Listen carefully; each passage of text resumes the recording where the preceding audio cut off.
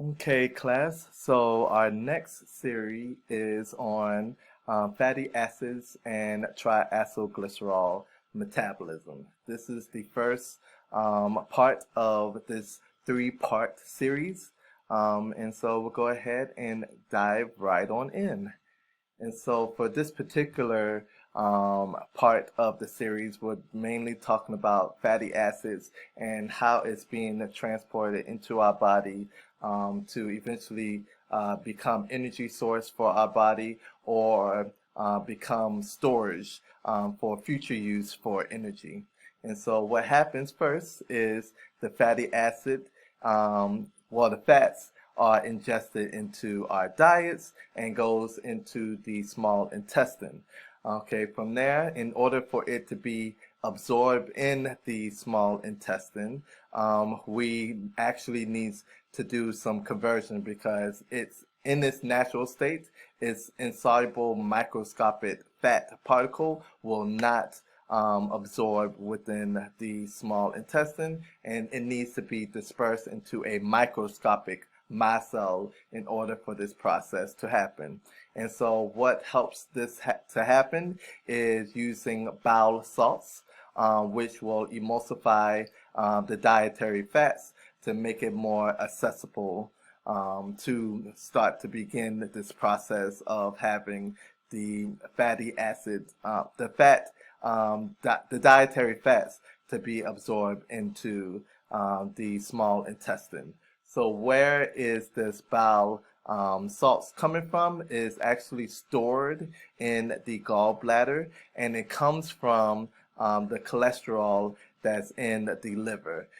That is where it is synthesized. So it's synthesized in the liver and stored in the gallbladder, and the gallbladder releases it once it has some ingestion of fatty meal. And so from there, with the bowel salts acting as a detergent, there it will help with the breakdown of the triacylglycerol into monosaccharides, monoglyceride, and diglyceride by utilizing an enzyme called lipases, which is an intestinal enzyme.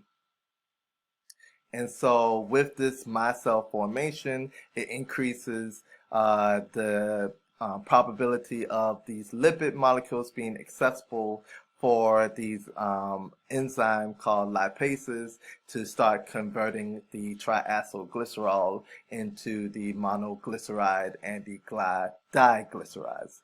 And also it breaks down to fatty acids as well. And so this is the chemical equation that is happening within this degradation of the triacylglyceride.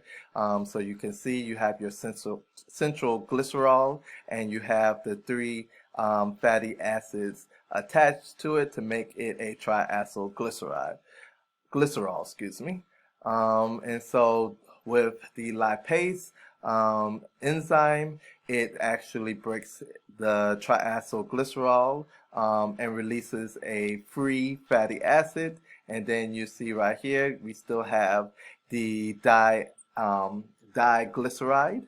And so that is the glycerol that you see in the middle, that's in black. And you have the two fatty acids that are attached.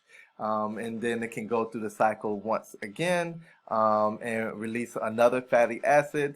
And then you'll ultimately have monoglyceride and fatty acids that are all around and ready for the next step. And so in order for this to happen, once again, that bowel salt coating is very important to help make it the ester bond that's in the lipid more accessible for the lipases that's happening in the aqueous solution.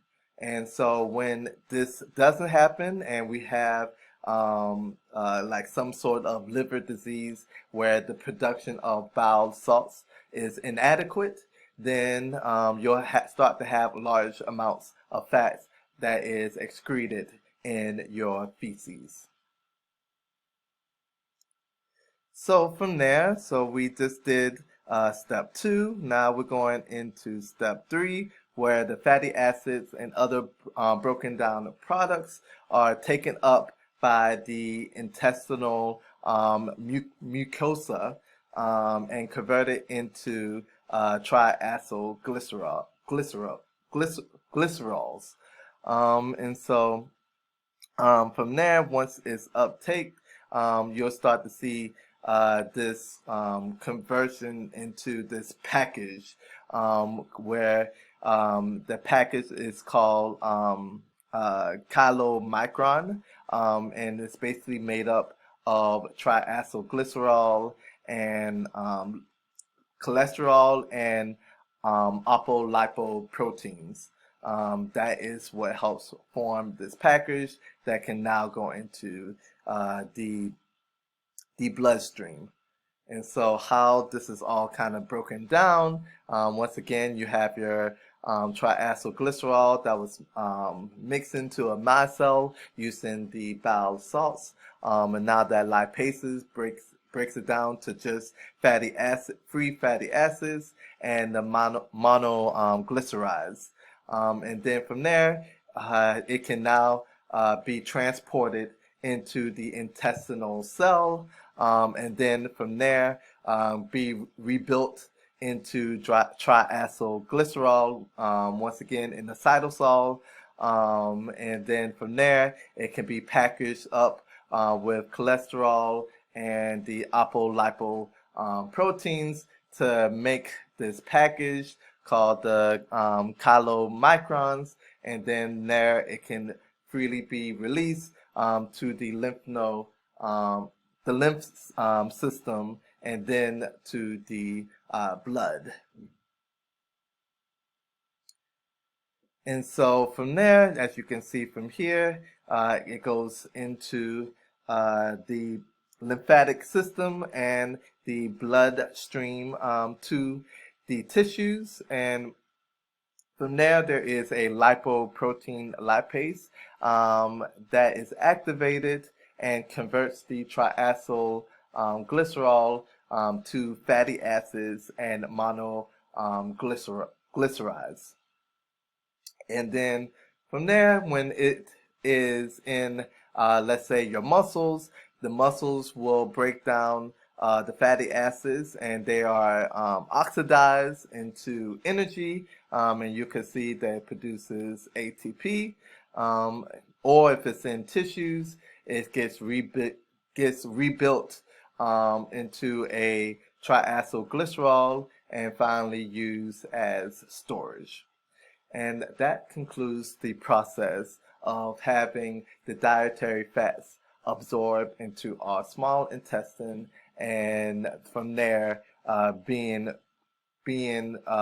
used as energy source to produce ATP, or used as a storage of energy for our tissues to be used later. And so once again, fatty acids going into the small intestine, and you have the gallbladder with the bile acid that emulsify and creates the micelles with the triacylglycerol, and then it goes through intestinal lipases, and the triacylglycerol is broken up into free acids and the monoglyceride, and then from there can be absorbed into the small intestine.